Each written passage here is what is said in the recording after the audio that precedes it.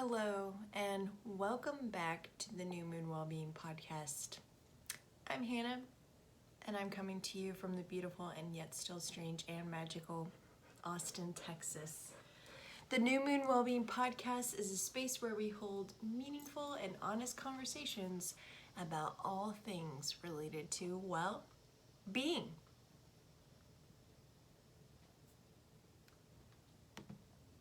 Today, we're going to be talking about the polyvagal theory. I've been having a lot of stuff going on in my life, and when I read this in a book by Nicole LePera, I was just like, yes. So let's go on ahead and hop onto it.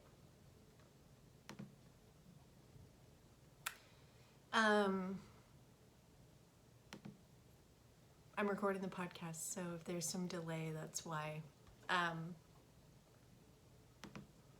So, Woody, stop.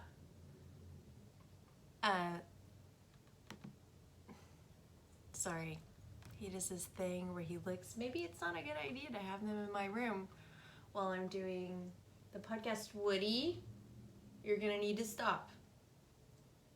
Woody, do you guys need to go? Or do you want to be here? Do you want to be here?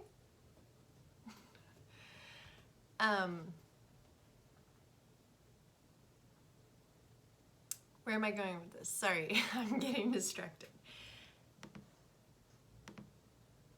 So I've been having a lot of things going on in my life. I'm sure you guys have recognized this by listening to my podcast, or if you follow me on the social media. Just lots of different things that I'm not going to really dive into right now, but it has been a lot of stressful stuff. And so I read this chapter in How to Do the Work by Nicole LePera a little while back. I finished the book a while ago, but it didn't click until I realized recently that I think my nervous system is dysregulated. Because I have this overwhelming sense of not being able to turn it off, to calm down. And it doesn't feel very good. It feels like everything is heightened. All of my emotions are heightened. I feel irritable. I feel sudden moments of sadness and grief, and my concentration has just plummeted. I just don't feel like myself. And I think I've actually had this experience multiple times and just never really understood what was going on. And so having all of this stuff go on and then remembering that chapter on the trauma body by Nicole LePera, kind of pushed me towards wanting to learn more about the polyvagal theory. So that's what I'm here to do with you guys today, is to talk about that. And maybe this is something that you've been feeling. I feel like 2020, 2021 has been stressful. Not only have we been hit with a pandemic, but we've also had to restructure our lives. We've probably lost a lot of relationships or jobs, or had to move, or I don't know, we've just struggled as human beings. And there's so many other things that are going on in the world. And I think that's one of the things I feel the most is often I feel this sense of guilt for being so self-centered. It's really hard to have things going on within yourself emotionally and mentally. Well, there's also a bunch of other things going on, and you feel this pull of well, I need to pay attention to this. I need to learn about this. I need to educate myself on this so that I can help, or so that I can stop these things from happening. While all the while, you're still trying to come back to yourself because you're not doing so good either. And the people pleaser in me wants to touch on everything, like, okay, everything but me.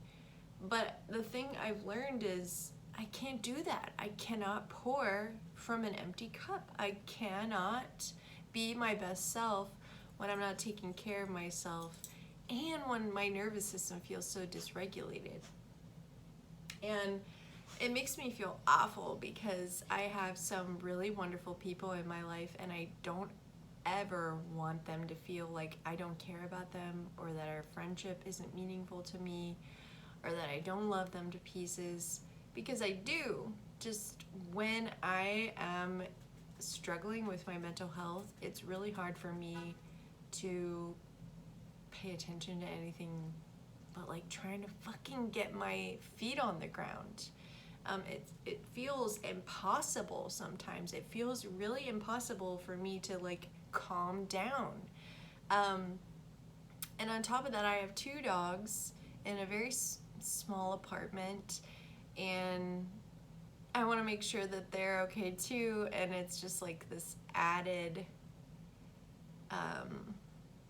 anxiety because they don't speak English, so they can't tell me if they're doing okay, so I have to trust that they're gonna. And that's like one of my biggest triggers, is I just don't trust people to tell me if something's wrong. Obviously they're dogs, so they're not gonna be able to like tell me in English that something's wrong. But that was the other interesting thing I learned about the polyvagal theory, is that often when your nervous system is dysregulated, you don't read body cues the same way that you would if it was regulated or balanced or you were in homeostasis. And I was just like, yes, because this seems to be something I struggle with. I do have this feeling that I am intuitive and empathic, and that I can kind of sense when something is wrong, but oftentimes I think my like hypervigilantness as related to my sympathetic nervous system has caused me to not read people's cues the way that they're being shown to me. I read into them, or my ego gets in the way and I think there's something wrong when there's not something wrong. The dogs are here, right, Ginny? Are you here, Ginny? Ginny is present. Woody's over here. You can't see them for the people listening to the podcast, but they are here. Ginny was wagging her tail just now, right, Ginny? Is Ginny gonna wag her tail again? Oh, Ginny's chewing on her ball. Anyway, let's go on ahead and get into this episode, you guys. I have some notes. I'm pulling them up. You can see me. You can't see what I'm doing on my computer though, so haha. So vagal tone, I want to start with that. Vagal tone is the ability of our nervous system to shift between sympathetic and parasympathetic. And I'm going to get into what that means here in just a second, so don't freak out if you don't know what that means. Most people don't know what that means. I mean, when I hear nervous system, I just hear nerves. And when I hear nerves, I think like, oh, you get on my nerves. Or like, my nerves are like overwhelmed right now. I can't take any more of this. That's what I hear.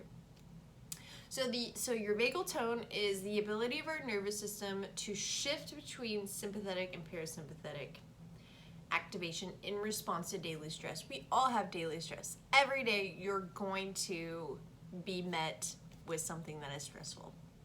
Maybe it's not super stressful. Maybe it's just like mildly stressful. Maybe it's super stressful, but you are going to be challenged by something that is stressful, and your vagal tone is your ability to be able to go from to you know what I mean. Poor vagal tone results in misdirected responses and high sensitivity to perceived threats in the environment.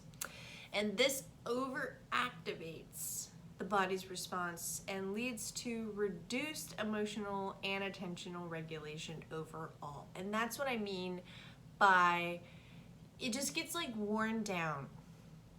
it doesn't know how to respond anymore because you're overactivating it. It's exhausted.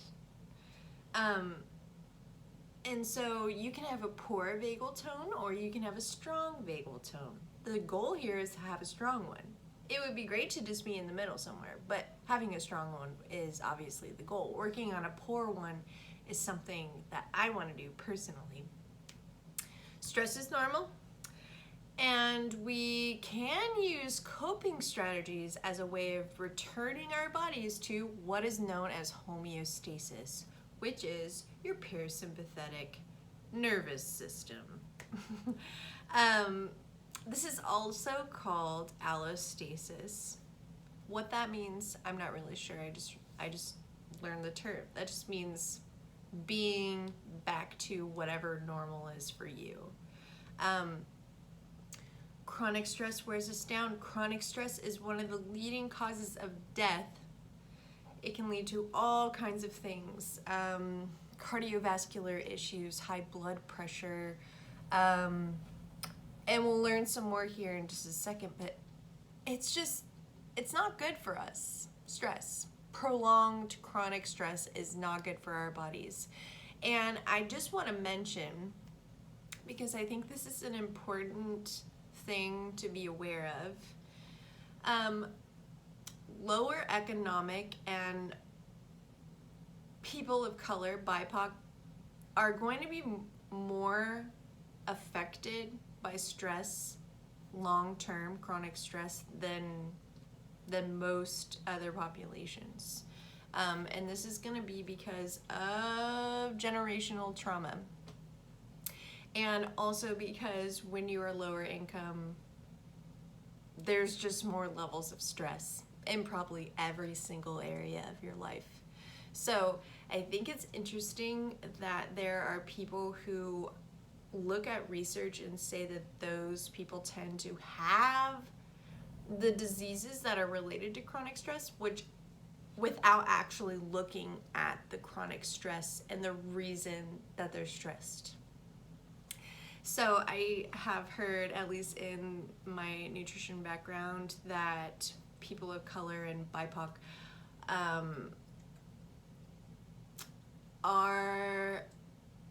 have higher levels of like heart disease and high blood pressure and high cholesterol, blah, blah, blah. And I think in the nutrition world, they like to say that it's because, Jeannie, stop, that it's because of what they're eating. But I want to mention it's not just what they're eating. Of course, sure, it might have something to do with their diet. But I want you to know that there are a lot of variables when it comes to people's health. And one of the big pieces is stress. Just look at our nation right now. Anyway, I just want to throw that out there because I think that's important to acknowledge. Chronic stress wears us down and harms every single system of our body. Every system.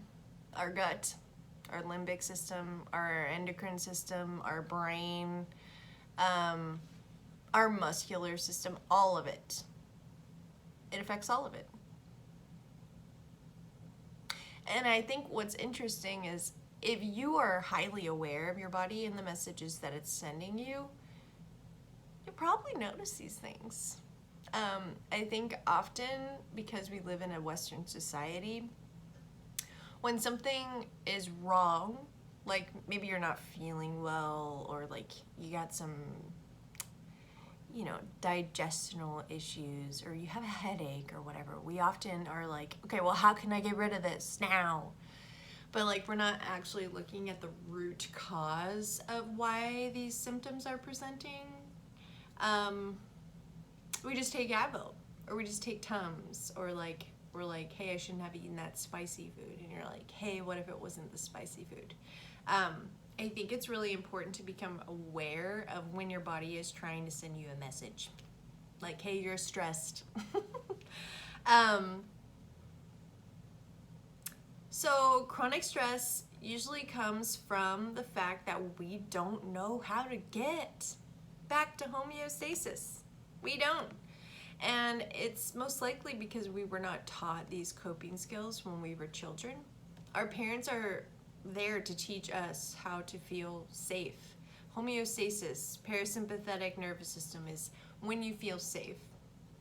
When you don't need to be on guard, when you don't need to be like hyper aware of what's going on around you, either consciously or subconsciously. So when we don't know how to do that, our bodies overactivate some of the systems and then suppress others. So like your adrenal glands, those are responsible for producing what is called cortisol, and cortisol is a stress hormone. And there's also adrenaline. And when you're chronically stressed, your adrenal glands are going to release these all the time. So no wonder you can't calm down, because your body thinks you're stressed, so it's overwhelmingly continuously producing and excreting and releasing these stress hormones. It also activates our immune system, so much so that it becomes hypervigilant as well. Anything small it becomes suspicious of. Your immune system doesn't know what stress is. It just knows you're stressed. It doesn't know why you're stressed. It just knows you are. So all of the systems are like, hey, we're stressed. We got to do something about this. Your vagus nerve is going to send that message to the rest of your body saying, hey guys, here's the memo. We're stressed. Something is threatening us. Everybody just do your best, including your immune system. And they're ready to go. This overactivation of your immune system is going to lead to you and your body becoming inflamed. And I'm not just talking about like your limbs or your lymph nodes, but also your brain, which over long periods of time, like long-term inflammation in your brain is really damaging, because your brain only has so much room to expand in your skull, which causes more pressure. So your brain has expanded because it's inflamed, and it's hitting your skull, which is putting more pressure on your brain.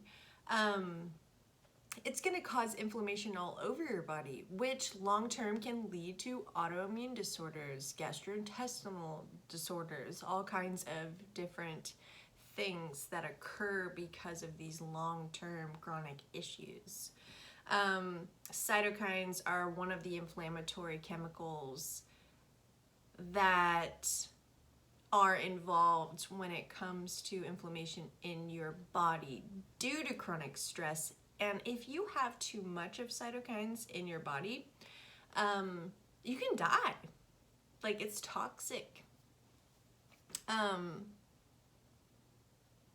This inflammation, due to your immune system being on high alert due to your chronic stress, is going to actually make you less likely to be able to fight off any kind of illness you might incur, like even a flu or a cold.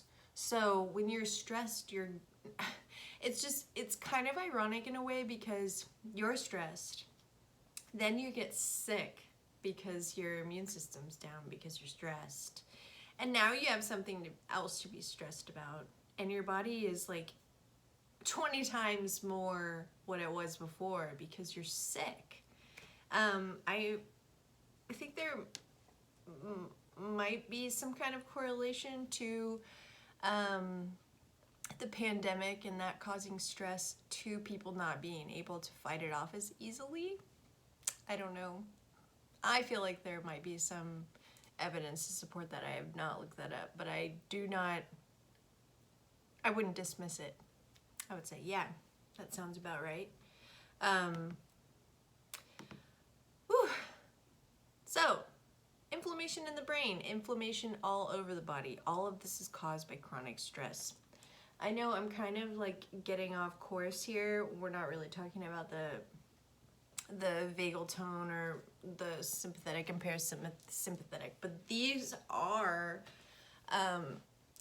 repercussions from having chronic stress and having a dysregulated sympathetic and parasympathetic nervous system.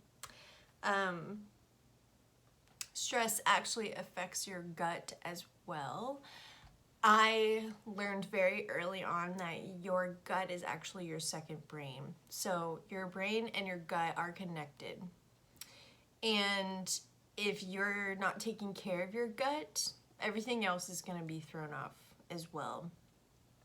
And if you're not taking care of your gut, and what I mean by taking care of your gut is like everything's related. So if you're having mental health issues, your gut's not going to be happy.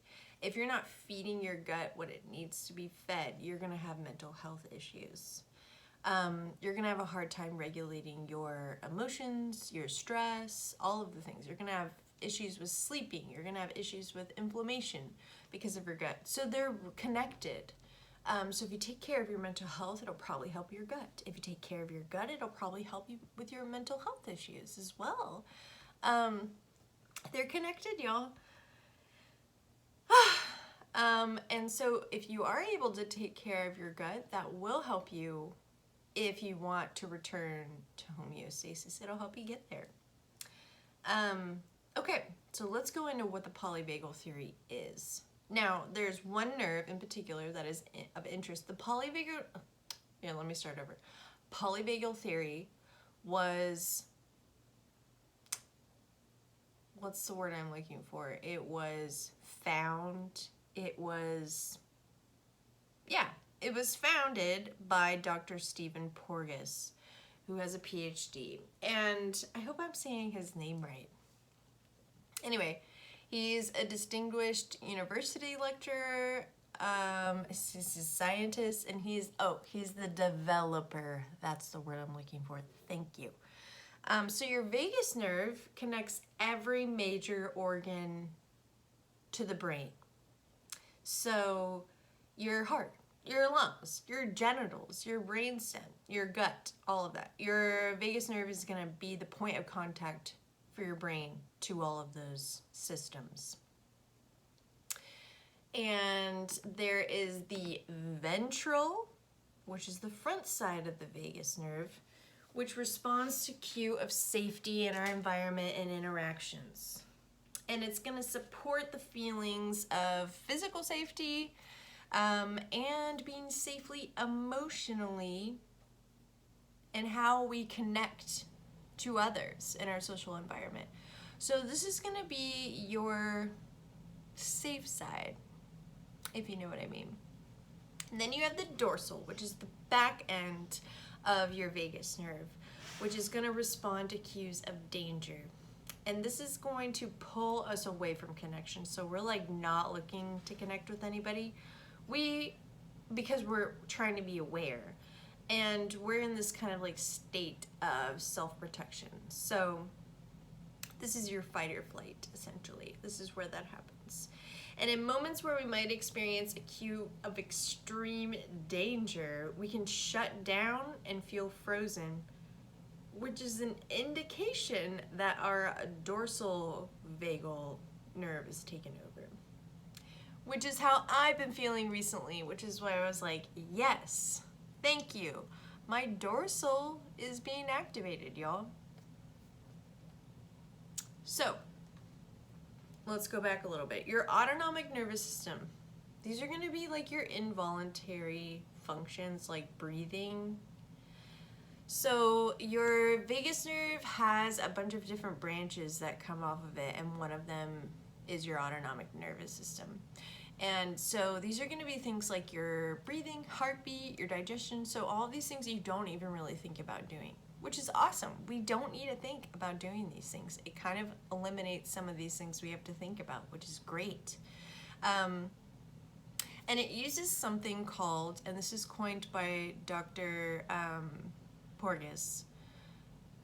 It uses something called neuroception, which is so cool. It's like a sixth sense. And this can detect, not even consciously, we're not even thinking about these things. It can detect threats and then ask, is this safe? Is this unsafe? Without us even being aware of it. So after this happens, it decides what are we gonna do. So the autonomic is like the first. Then it's gonna either go to your parasympathetic or your sympathetic. There's also one in the middle called mobilization, but I'm not really gonna talk about that today. I kind of just wanna talk about these two because it's a lot of information and I don't wanna overwhelm you. So if it is safe, this is gonna be your ventral. So this is where the vagus nerve sends messages to activate the parasympathetic nervous system. And this is where we can relax. We don't need to waste our resources on protecting ourselves. But instead, we can be our true selves. We can do what we need to do. We can work on our goals. We can be calm. We can we have full concentration. We have energy. We're feeling good. It's open, calm, curious, relaxed. And we can deal with things much better in this state too. So like any challenges we're met with, we can handle them. We're better at problem solving in this system. This is the goal state. This is the homeostasis. Now, if it's not safe, dorsal. So this is where your vagus nerve is going to send messages to the sympathetic nervous system. Boom. Adrenal glands secrete more cortisol and more adrenaline and other stress chemicals. Our heartbeat increases, our body temperature increases, which is why we start to sweat. It's like these physical manifestations of feeling, hey, there's a threat here. Pay attention. And some of the things get turned off. Did you know that your hearing changes when you're stressed? You can only really hear high or low pitches. You don't really hear those medium ones because those high and low pitches are going to be the ones that are more threatening. I thought that was so interesting when I read that. So we're going to detect threat in almost anything. Now, this is helpful if you're actually being attacked, or if there's actual threat. This is just like your animalistic nature, which is so wonderful. But when we're not being attacked, this is not good. And I was talking to a neighbor friend the other day, and I was telling him, I was like, sometimes I have a really hard time reading body cues, like people's body languages, because I feel like I'm an intuitive and empathic person. I think I've already mentioned this. But sometimes I read it wrong. So when someone has experienced trauma, particularly when they're left like immobilized, where they feel frozen, like they can't do anything, their ability to scan the environment for danger and those dangerous cues can be skewed. So this is what I'm talking about. Of course, our body's goal is to help us never experience a terrifying moment like that again. So it's going to do whatever it needs to do to protect us, but sometimes this is not helpful. Like if you have a dysregulated nervous system and you're trying to read people's body language and you're accidentally receiving the wrong information, it sucks. So when you have an overactive sympathetic nervous system, you have poor vagal tone. And that can look like a bunch of different things. And I kind of already shared my experience and how I believe I have a poor vagal tone. But here is a list. I love lists. Wanting instant gratification, so like having no patience. Issues with concentrating, like even on the smallest task. And it might be because if this is something you have been experiencing since you were a kid, you might actually be maybe leaning towards like ADD or ADHD, which just having chronic stress can just heighten this feeling of not being able to concentrate. Having a hard time planning for the future. Lack of emotional resilience. Things seem to take you down in the drop of a hat. Trouble with forming meaningful connections. I often feel this. I love people, but sometimes I have a hard time connecting, at least recently. anxiety, gut issues, inflammation, depression, shock, denial, disbelief, anger, irritability, mood swings. I've been having a lot of those for no reason whatsoever. Guilt, shame, self-blame, feeling sad or hopeless, confusion, difficulty concentrating. I already said that. Cognitive difficulties, maybe fear and panic, feeling disconnected, spacey, or dumb. Yes. No, not dumb. Sorry, that was a Freudian slip. Numb. I've been feeling that way. I just feel like, what? Feeling guarded and being closed off from others. I've been feeling that way as well. Feeling insecure, feeling overwhelmed or frozen. Aggression, rages, sensations of horror, fear, terror, and speeding up emotions, reactions, and speaking. I can hear music outside. And I'm sorry about that.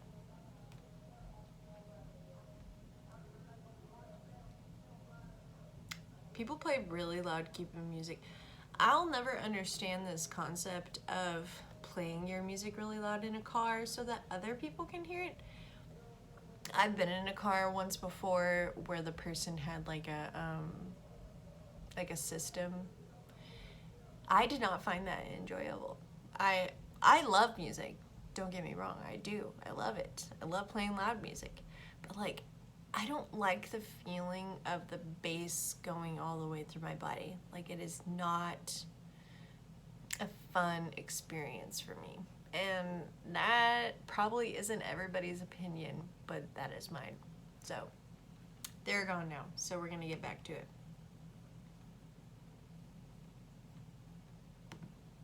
Let's do it.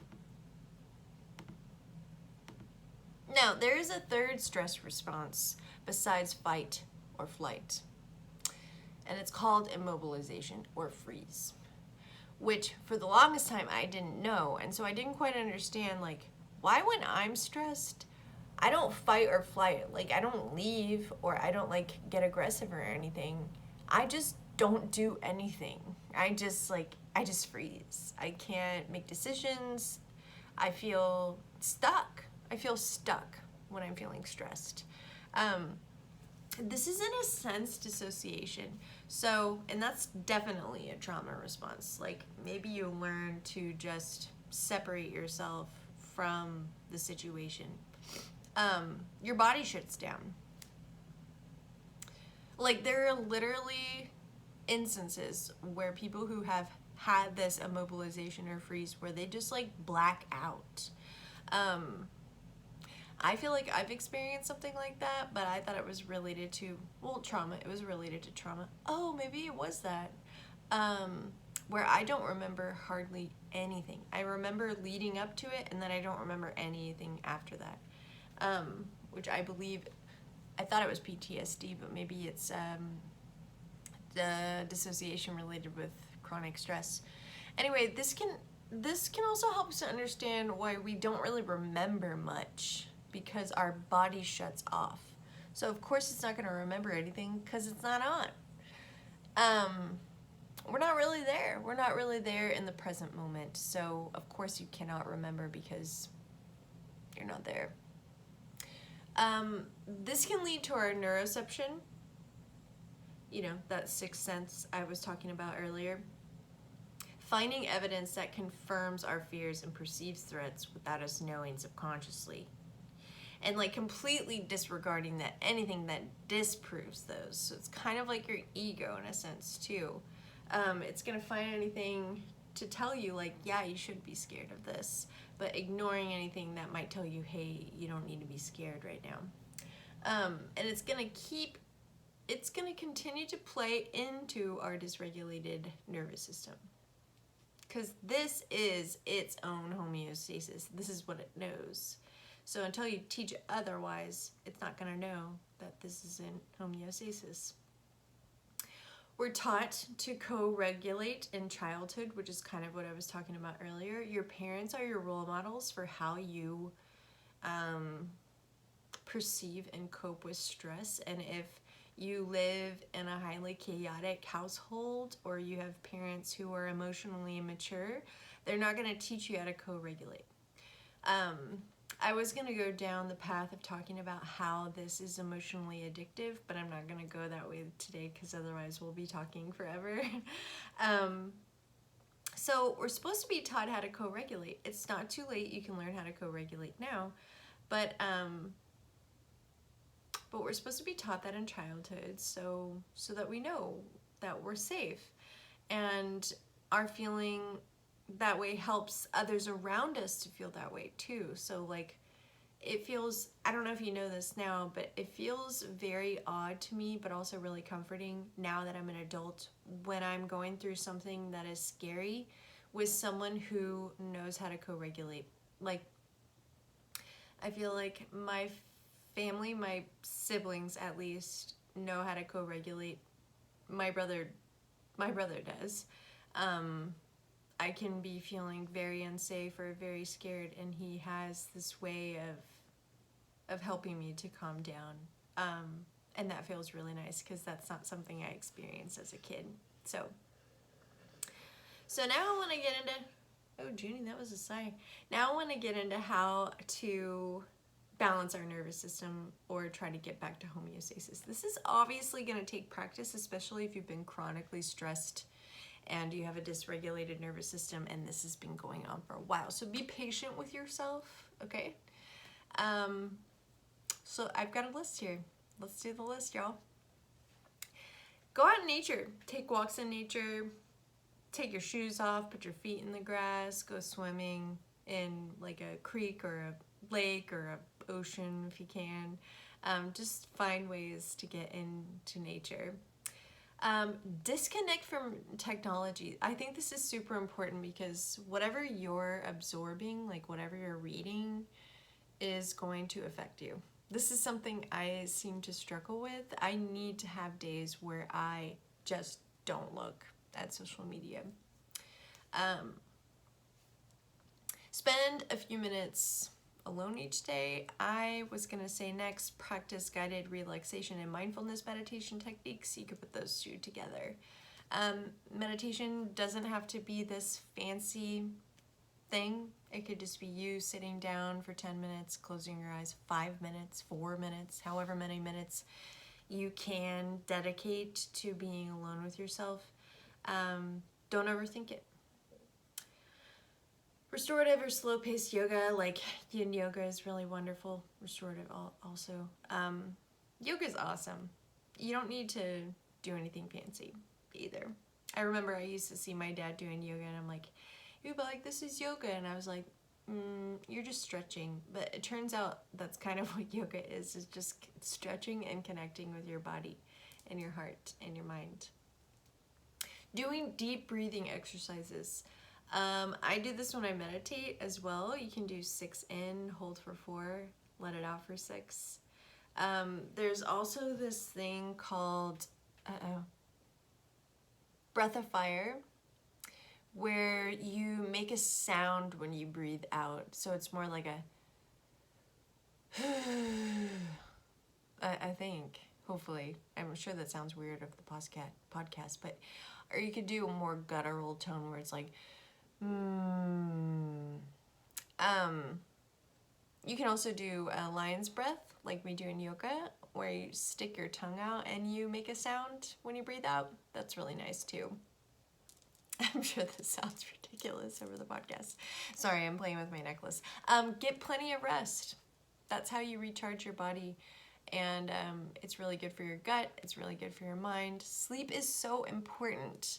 Like, I'm so tired of this capitalistic productivity, like, I'll sleep when I'm dead mentality. Like, no, like, you need to sleep or else you're gonna die soon.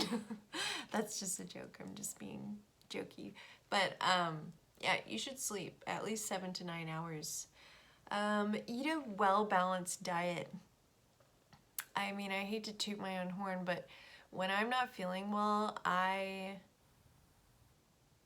the first step I take to get me out of not feeling well is focusing on what I'm eating, because I find it makes me feel better almost instantly. Because it's your gut, you know?